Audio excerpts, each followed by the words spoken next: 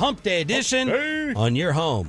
Say it while we can, because it's about to be over of the World Series champs. And joining us on the fan cam, just like Brian brought us, with a smirk on his face, is Audacy baseball insider Bret Boone via the D&M Leasing Hotline. Is it over for the champs, Bret? I hate to say it. I think it's over, yes. I think we're getting to the point in the season that, you know me, I've always been keeping my eye saying, no, I'm not closing the casket yet. I've closed it. I've been waiting. It's just not going to happen this year. I thought by this point, something would click and they'd get on a run. They just haven't been able to do it. Scherzer came back. He went down. Gray's down. It's just not in the cards, I don't think, this year offensively. I was looking at the numbers from a year ago in 2023 compared to the numbers today.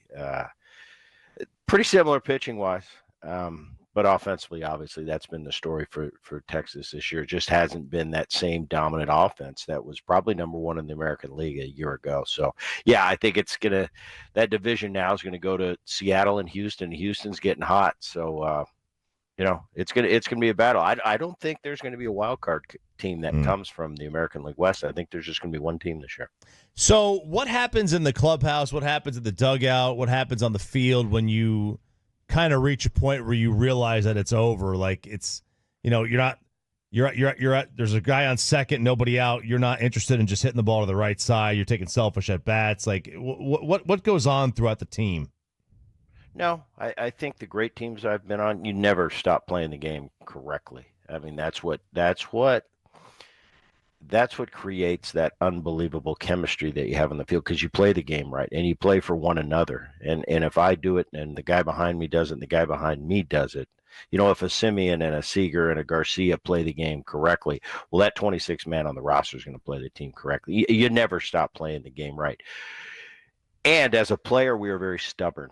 We're sitting here and I'm admitting that it's over on the radio, but these players in the clubhouse, they don't. We're kind of naive when it comes to this. Until you actually tell us it's over, we don't think it's over. So those guys in the clubhouse, they're listening going, it's not over yet. I know it's a lot to come back from, but they're holding on to a little bit of hope. When you get to a point when it doesn't look likely, you got to find something to play for. You got to get up in the morning and find some reason to go to the ballpark and be productive, and that's spoiling somebody else's chances. So I think going into September, you'll see that a lot. Playing for, it's kind of rewarding in a weird way when you knock somebody out of the playoffs, when you have a team that's in the hunt and you go in and you sweep them in a series, or you beat them 2 out of 3 and knock them out of contention. So they're gonna play spoilers in September. That's what you got to find some reason to suit it up. Audacy insider Bret Boone joining us here 105 through the fan. There's a chance that Jake deGrom comes back still this year, even though they're so far out of it. Would you bring him back if it's in September and they have no chance to get some of that rust out, or would you give him the extra 6 months of recovery time and just pick him up at spring training? Well, let me think. Let me put myself in the position of the player of deGrom. He's got to do it for himself, for the mental side. That okay, I can come back from this. This season may be over for the Texas Rangers, but for him, he's got to show that all right, I can come back and I feel good. From the mental side too, from a teammate's perspective, is all right. We got deGrom. Okay, this year's done, but coming in 2025, did you see what deGrom did down the stretch? Man, that gives us some hope for next year. deGrom, Eovaldi.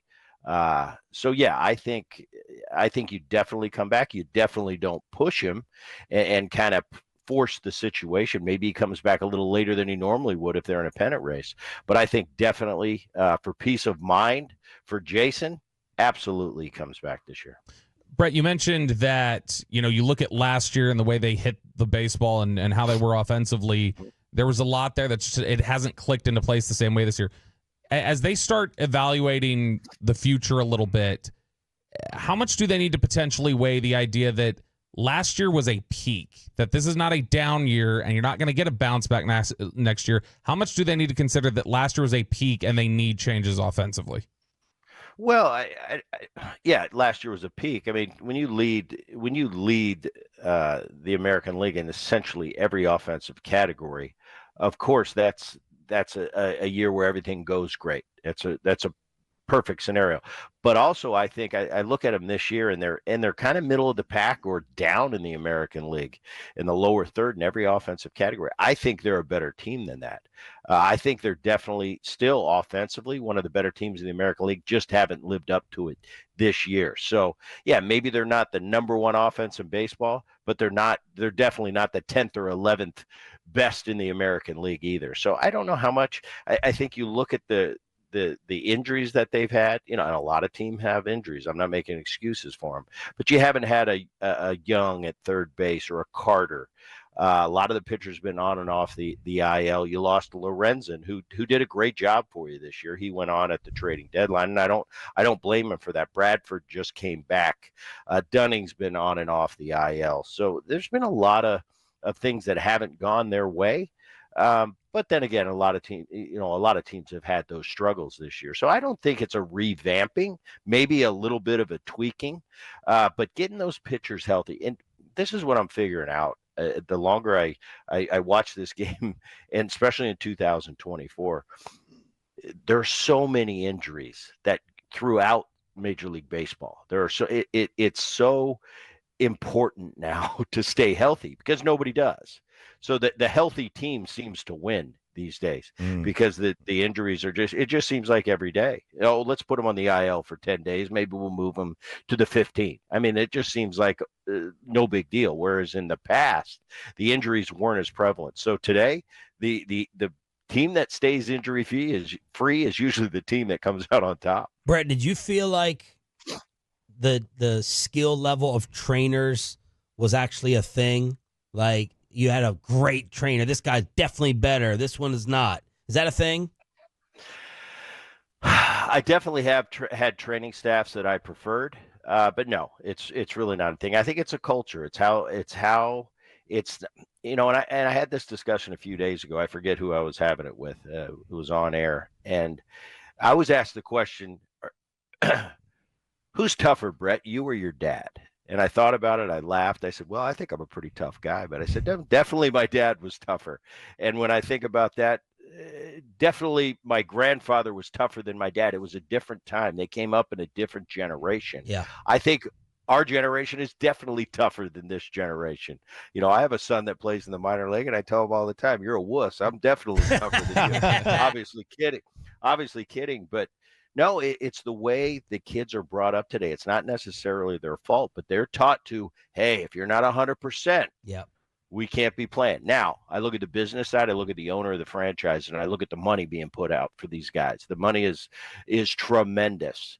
And if I'm an investor, if I'm a business owner, maybe I protect my $20, $30 million player a little more than in past years. But it's definitely the culture. They definitely baby these guys in the minor leagues. Oh, if you've got an injury, hey, we're going to take your time on it. In my day, we tape this thing up. I had a trainer by the name of Rick Griffin in Seattle who was there 30, 40 years from the time I came up as a kid, and he just retired recently. But if I had a little nagging injury, I'd go to Rick and say, here's the deal. My ankle hurts. Tape the crap out of it, and I'm playing today. Are you sure? I'm sure. Now, that comes with being a veteran player, an established player. You're going to have a little more clout than you do when you're a rookie. When you're a rookie, you're going to be told what you're going to do. But we had a little bit of latitude where we could say, I'm fine. This doesn't go past me and you, and we go on. Nowadays, it's, man, if there's an injury, come here. We're going to assess it. It comes from the top down, and you're on the IL for 10 days. And that's just the culture. That's not the fault of the player. It's just the way the game is today. Brett, I was going to ask you about your brother losing by 10 to the White Sox, but I'll shift because you mentioned your son, and this is like a baseball question. So the sport today, when you were playing, when we were growing up, batting average they cared about, and nowadays it's slugging percentage. It's all the other. Does Jacob care about batting average? Do you think we'll ever get back to a point where the players and the teams value batting average, or are we on this exit velocity or bust kind of trend? I think it'll be back because it is a valuable tool. And you're right. In my day, I was if you were a middle of the order guy, especially, you were judged on 3 categories, and that was average, home runs, and RBIs. And RBIs maybe being the most important. I see the OPS and the on-base percentage as being a valuable tool, without a doubt. I'm not going to dismiss that. But I'm going to give you the scenario. You come up late in the game, and you're facing an elite closer. What's the one thing elite closers don't do? They don't walk you. They don't walk you. In my day, it was Mariano Rivera, Trevor Hoffman. I'm not going up in the 9th looking for a walk, because they're not going to do it. That's why they're elite closers. That's why guys late in the game are elite, because they don't walk you. So if we eliminate the walk, who do I want coming to the plate with the game on the line in a big at bat? I need a guy that can get a hit. I need a guy that's hitting 305, not a guy's hitting 212 with a 350 on base percentage, because my on base percentage ain't helped me in that situation. I think it's definitely something that's been pushed to the side. I think wrongly so. I understand the day and the age of the OPS. I think it is important, but I think you're going to see average come back, and people are going to start to respect the guys that hit for average. That's why maybe even today, with the criteria is the way it is, the guys that are hitting 300, it kind of pops off the page. Wow, you're hitting 300 in today's world. That's pretty impressive, and I think you're going to see something that it does come back. Brett, Mookie Betts was in the news again this week because he has refused to stay at the team hotel in Milwaukee for the 2nd year in a row. He's booked a separate room because he doesn't want to stay at the Pfister Hotel, which is allegedly haunted. It's haunted. So that's what I was going to ask. Are you familiar with this hotel, and what was your experience? Baby. By the way, it's the Pfister. It's not spelled Pfister. Sorry. Oh, there's a P. Pfister. There's a P. Fist. You know what? Maybe it's haunted. Maybe it's not. It's not the greatest hotel. It's probably the worst hotel. And we have a circuit, and most of the teams usually stay kind of at the same hotels. Maybe in Dallas, one team stays here, another team stays there. But for the most part, the team hotel is the team hotel for most of the teams that come through. I don't know. I mean, do you believe in ghosts? That's what we're trying to ask. Not really. No, when I went to the Pfister, I started looking for him. I wanted to have a story, baby. I wanted to come out of there with something big. Never happened. As far as Mookie doing that, who cares? All I know is Mookie's one of my best players. I'm going to the postseason. I need him to be in a good frame of mind. I need him to be ready. Stay wherever you want, Mookie. Just show up at 7 o'clock and get some hits. Brett, thank you so much for changing up the time for us today. We appreciate it, man. We look forward to doing it again. You got it. Thanks, guys.